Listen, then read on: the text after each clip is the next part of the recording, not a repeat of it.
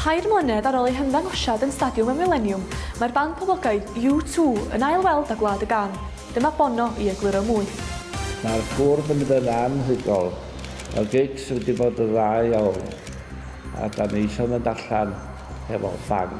Felly pam y garnifal Newyddion Junction? Allan Newyddion Junction wedi bod yn dda iawn i ni. A be allwch eich fans chi ddisgwyl?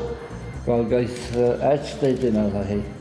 Wel, mae gennym ni bouncing castle, mae gennym ni daflu sponge, dwi arall gennym ni llawer o gemau a dweud y gwir. Peintio gwynab. O ia, o'n i'n cofio am beintio gwynab. A wedyn ar ôl hanner awr di 3 a tynnu'r affl, dyna ddiwedd ni gan i dych ymlaen am y gig wedyn. Diolch. Diolch.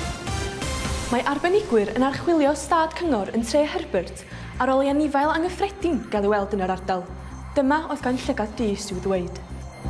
Wow, 我見到黑雀，佢戴隻高帽，佢2隻木腳，ho ho ho ho ho！ Fi oedd Janis Hitler, a dyma'r tywydd ar gyfer lladron.